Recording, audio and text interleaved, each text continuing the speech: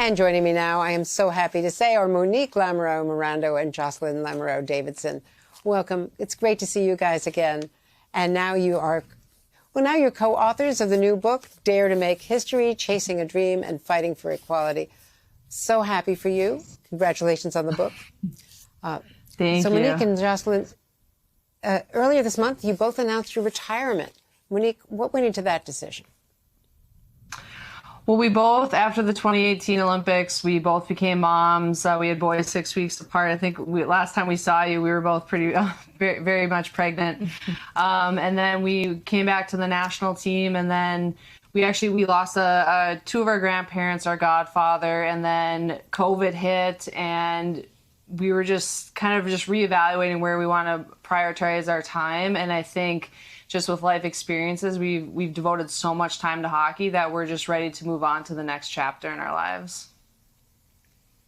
Well, there's so many passages, you know, the wonderful being pregnant and of course the losses of your grandparents, COVID. Jocelyn, you were both leaders in 2017 in pushing USA Hockey for equitable treatment, including more equitable compensation, but a lot of other things. And that deal is expiring soon. So what's next on that front? Well, we're proud to be a part of the player group that's helping renegotiate those terms, which that contract is expiring at the end of March. And we believe that what we created in 2017, that contract will lay the foundation for the future of women's hockey in the U.S. and for the women's national team. But we think that to continue to create more equity and more opportunity, we have to build upon that contract. And we're excited to be a part of that. And we feel like as members of the U.S. national team, this is our last opportunity to help make a difference before we're really, really retired from Team USA. Well, let's talk, Monique, about some of the issues that you're focusing on in your foundation.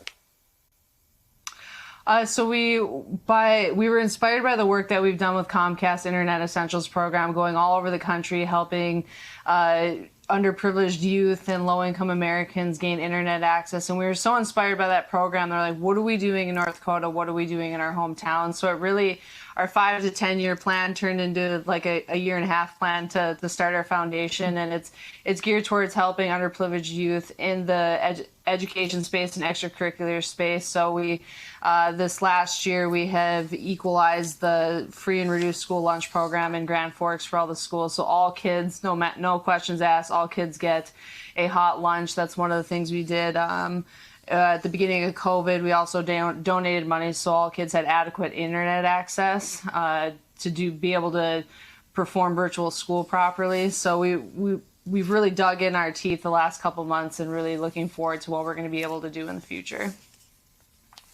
Well, you know, we should point out that Comcast is our parent company, but, you know, this is so important, the digital divide, more profoundly important now because of the pandemic. And we see just, you know, how disadvantaged so many communities are who don't have broadband access.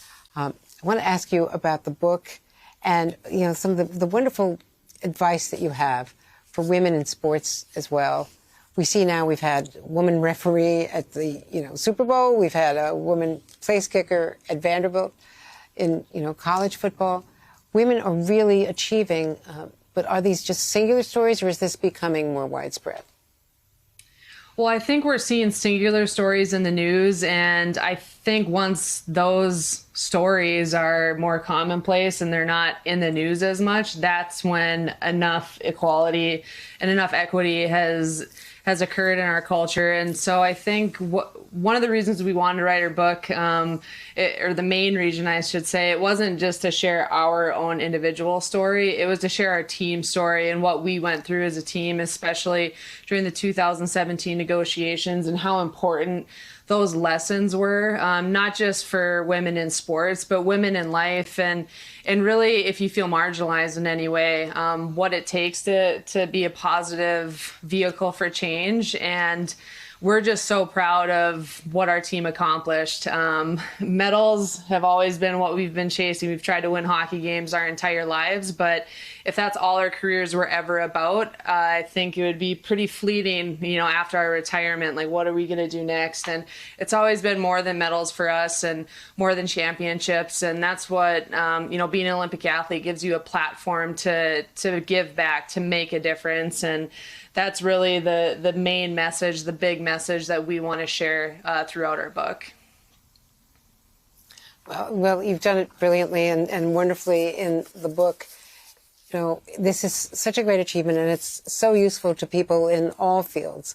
So, Monique, the